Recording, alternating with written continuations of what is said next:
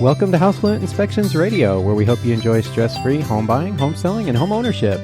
I'm your host, Brian Botch, owner of Fluent Inspections, and I'm joined today by Bill Beck.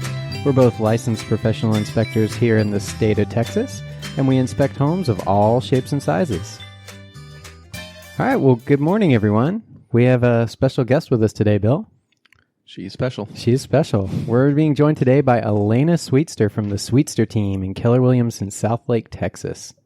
In fact, we're broadcasting from Elena's office today. We've gone on the road. We take the show on the road. I'm used to these being like at a bar somewhere. You know, it's always the radio show at the bar. You know, the sports radio or whatever. And they have the people drinking behind them. We don't have that, but that would be interesting. Well, Elena, welcome to the show. Thank you for having me. Absolutely. Why don't you tell people about yourself a little bit? Yeah, absolutely. Quick and short. We are a full-time real estate team here in the Dallas-Fort Worth Metroplex. We help people buy, sell, lease, or invest. We'd be happy to meet with you, and we offer free consultations. She's free. So we asked Elena to join us today because we're going to be talking about contract to close, which is something we know a little bit about, but we really needed someone who's a real estate expert to kind of come in and give us more details about that, well, really that entire process, right? So we're involved in a very small segment of that and thought it would be valuable information. Remember, you can always tweet at us at HouseFluent. Use that hashtag MyHomeQuestion. We can try and get to those on the show. You can find us on Facebook or at Instagram or at housefluent.com. All right, so I wanted to start this morning with... I think that's the close noise for the real estate contract. It's supposed to go dum dum dum dum dum dum. So, real estate contracts can be complicated, obviously, and I don't want to go into a ton of detail, Elena, on it, just because we could spend hours and hours consumed by it. But I thought we would talk about just a few things that require some immediate action, things that people need to be thinking about immediately after they've signed that contract. So right when you go under contract, well, let's start with every state's different from when you go under contract, right? But when you come to Texas, our option period, which is also known as an inspection period, starts within the next day after going under contract. And it doesn't matter whether it's a holiday, a weekend, none of that stuff matters, right? Fortunately, it does not. But luckily, we partner up with professionals like Fluent, and we're able to schedule quick inspections. So let's dive into the option period a little bit. Obviously, that's usually where we come in. But what are some things clients need to know about the option period? What are some things they need to know about it? So this is where you do all your due diligence, and we try to give the expectations up front that if you're not buying a new construction home, you're buying a used home, but you're using an inspector who's going to point out the most important things for you during that process. Yeah. And we always tell folks to try and get the inspection done as early as they can, right? So you want to get it done. If you've got a 5-day option or a 7-day option, try and get that done day 1 or day 2. Absolutely. Why is that? Because you never know what's going to pop up in the inspections, and you want to have enough time to do further inspections if possible. We might find something wrong, for example, with your air conditioner, and you want to have time to get an air conditioning person out there to do a further evaluation. Mm-hmm. And that's because you, as a realtor, right, you need that information to be able to negotiate perhaps repairs or ask for money back, right? Or right. What are some other things that happen there? So you have different options. You can ask for closing cost credits, so upfront costs saved, and you can use after you close on the home. You can ask for them to repair the items that are important to you, or you can ask for a price reduction. Yeah. Really what works best for you guys. Okay. And so, Elena, do you often attend the initial home inspection? Is that something you typically do? I try to if I can, but really the inspection is between the buyer and the inspector. Yeah, agree. Bill's smiling over there. What's going through your brain? That was a good answer. I got one quick question. Mm-hmm. When it comes to going into the contract, is there any negotiating that happens before you go into contract? It really depends, but it's slim to none that you negotiate repairs going into the contract. Okay. Even, so we didn't talk about this, but I think we probably should backtrack a little bit and talk about it. So when you go in to sign the contract, one of the things they give you to review is the seller's disclosure. Correct. Right? And that disclosure, well, I'll let you talk about it. What's the disclosure all about? Well, the seller's disclosure is to the seller's best knowledge of what's going on with their house. But sometimes you have people that just don't know what's going on with their house. So you Right. want to get that inspection done. And then we tell people that's when you're in control. From a negotiating standpoint, is there anything that happens based on that disclosure typically or no? Well, sometimes, I mean, I've seen it where they say roof will be replaced before closing. And that's something you'll throw on the contract just to protect yourself. Got it. Little things like that. So one of the things that comes up often at the end of a home inspection is the home warranty. And sometimes that comes up because of us, right? Sometimes we'll say, for example, if they've got an R22 unit, right, we'll say, hey, make sure if you're getting a home warranty, they cover this type of equipment and things like that. And other times people just ask us about it, right? They'll ask us about, okay, well, you guys found this. Is this something I need to worry about? Will my home warranty cover it? Things like that. I know you're not a home warranty expert, right? But why don't you talk about that a little bit? How often do you see those being rolled into deals versus, something a buyer's got to buy on their own? And what are some things maybe people should look for? Right. So when it comes to a home warranty, the older the home, the more you want the home warranty. Okay. The newer, it does help. And there's a stigma about home warranties that they don't really work. But there are some good home warranty companies out there that are not only help service some of the repairs that you want, but also have other small repairs like carpet cleaning, window cleaning, termite control that could help homeowners down the road. Let's talk for just a second. I'm going to backtrack us because I got off track. But I'm going to backtrack us and let's talk about the negotiation phase. Bill brought it up, kind of talked about it a little bit. And just to kind of help folks understand kind of the order of things, the way it typically goes, you put a contract in, your option period starts. Somebody like Bill or I will come out, we'll take a look at the home. We'll give you a nice list of things you either need to figure out more about, right? You need to either have another professional come in, or perhaps, you might take that and then say, okay, I'm good with this list, but now I might want to negotiate some changes to this contract. Mm-hmm.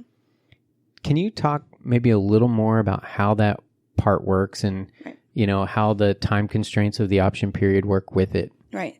So your option period, just so everybody knows, typically is between 5 and 10 days. Mm-hmm. So you want to get, like you said, your inspections done sooner. But I always tell people you don't want to just ask for repairs. You want to do the homework, the due diligence before, get those professionals out there. That way, when you go to the seller, it's easier for them to see that a professional already inspected it. It needs to be completed, and then you go and ask for those repairs done. Do you ever have to extend an option period as a result of negotiations? I've had to do that sometimes. Yeah. Yes, it depends on how short the option period is or how much further inspections are needed. Sure. Is that pretty difficult to do, or? It just really depends on what we're trying to accomplish on the repairs.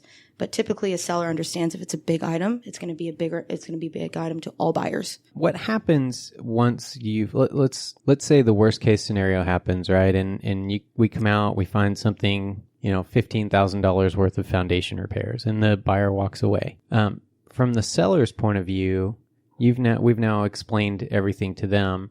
What happens on their side once this transaction kind of falls apart a little bit? Well, they would have to legally disclose items like foundation, roof, plumbing issues, material defects. They would have to legally disclose. So that ends up back on the disclosure for anybody coming forward that would look at it. Correct. They would have to update the seller's disclosure. It's also why it's a good idea to get a pre-listing inspection. There wouldn't be any surprises for the seller. They'd already know a lot of these items. Right. Which you guys did one for us, and it helped those sellers. Moving beyond the option period a little bit, Elena, at this point, so once the option period closes, correct, the deal's pretty well moving forward at this point. Is that accurate? Correct. Okay.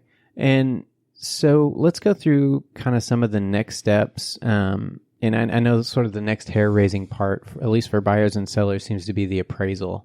The appraisal. The appraisal. Maybe talk about that a little bit. That's definitely out of our wheelhouse, but maybe something you could... So appraisal, for those who don't know, when you're getting a loan, you need to have market value. Your lender will not loan on something that comes in less in value. Prime example, you're under contract for $300,000 and your value comes in at $280,000. You need to renegotiate that with the seller or come up to the table with the money, or you won't get the loan. Obviously, if you don't get the loan, the deal doesn't go forward, right? Right. And then there's fees that you could lose throughout the process. So how does that work? What are those fees typically? Right. So your inspection is non-refundable, right? Mm-hmm. And your option period, once you're out of that, you lose your option fee because that's something that gets credit back to you at closing. But there are things you can do going into the contract to help you not get into that situation. Like what? So your realtor should be running comps for you, so the solds and the actives, and you should see comparable to what the other homes are, and you can do an appraisal packet. How often do you see a disparity in that versus, say, an asking price? An appraisal's coming low? No. You mentioned comps, right? Oh, so right. you said going into the beginning, you'll pull comparables and you'll see what the other houses in the neighborhood have sold for. How often do you see a disparity in that versus maybe what they're asking for, and how do you address that? Well, over the years, the 2015 through 2018, when price was just astronomical, right? Yeah. I mean, it was hard to come up with the comps and think, okay, that should be priced here, but we do need to go 5,000, 10,000 above. It's starting to level out a little bit, so it's starting to be a little bit easier to run some numbers for people where they're not stressing out going into the contract about their appraisal. How often do appraisals come in low and then you've got to bring extra money to the table, things like that? We've been very fortunate that it's happened a few times for us. Uh-huh. It really depends on how low it comes in. Sure. And how popular the property was, Okay. and how we fix the solution. I got a question for you. Have you ever had a client that puts multiple offers on multiple houses? Yes, so we try not to do that, but when houses go so fast, sometimes you've got to do, what you got to do to get them a house, because Sure. certain people have certain time frames. Yeah, we did a show not too long ago about the population boom happening here, and we do still have a housing shortage, despite the fact that they're building like crazy. It's unbelievable. All right, so what are some other things people need to be concerned about, sort of contract to close? We talked about the option period a little bit. We talked about the appraisal a little bit. What are some of the other pitfalls in that sort of process? Right. So you have to get your title issued, right? You have to order that because you have to have clear title in order to buy the house. Sure. If you're buying a home in an HOA, that's another set of documents you need to get. A survey that outlines the property. That's something you want to make sure is taken care of. As far as the title goes, what are some things people need to be looking out for or be concerned about? Well, if there are any liens on the property. Okay. Fortunately, we had one recently where there was too much liens and the seller couldn't sell it. Oh, no. So unfortunately, our there buyer wasn't couldn't enough buy the equity house. in the house to cover the liens. Oh, wow. That's got to be heartbreaking. Yeah, or there can be deaths in the family and it wasn't taken care of properly. And so it has to be clear titled from the seller to the buyer. Got it. So that can add time on your purchase. Yeah, and that's what the title company does, right? They go out and do all that research to make sure all that's good. Right. So what is title insurance then, and how is that different from some other things? Well, they pretty much secure that you're getting a free and clear title. And if anything were to pop up, that's something you can go back to the title company with. Got it. Another question. If they're using a VA loan, what does that change as far as the option period and inspections and all those kind of things? Right. So VA and FHA are a little bit different than conventional, as in it's going to be a little bit stricter with your repairs. VA, you have to get a termite inspection done, a passing termite inspection done. FHA, you don't have to, but there are certain things like chipping paint that they'll look for. Yeah, we're familiar with the VA termite inspections. Yes. Anything else as far as like the lending? What are some other things that could pop up that might, potentially stall a deal? Well, when you're buying a home with a loan, we always tell people you want to be proactive with your lender, as in getting them documents, because it takes time. There's a process with your underwriting, especially after every milestone that has to go back into underwriting. Let me ask you another question. Are all lenders the same? No, just like all realtors aren't the same. So when you're looking for a lender, if somebody's out there kind of shopping for one, is it a good idea to touch base with your realtor first? And how should you start the process? Should you talk to your realtor and then start reaching out to other professionals? Should you go to your lender first? What should you do? So if you're working with a realtor that you trust, they're going to refer you to their preferred lenders that they trust. Sure. Just like we recommend you guys because we trust your inspections 100%. We always tell people, don't go the cheap route because you get what you pay for. You do. Yeah, there's no question about that. And so then your lender is that almost more important, really, than some of the other professionals involved? He's a big part of it because at the end of the day, when you close on your home, those mortgage payments, they stay. They right? do. Yeah, And they so follow you. You want to make sure that it's all about the numbers. You want to make sure the numbers are right and you're comfortable with what you're buying. I got a question. Yeah. When is the closing date determined, and how is that determined? So when you're buying with a loan, typically you see 25 days, 30 days. Before with VA, you're looking at 45 days, but I've had some lenders, like one that I work with now, they can do it in 30 days. I've also heard people that are done, is it a lease back or buyback, where they lease from the seller? Or? Right. So leasebacks are very common in our market because houses sell so fast. As in right now, we have sellers that got a free month lease back, Wow. which means they closed on their home last Friday, but they get to live in their home for free until the 20th of next month.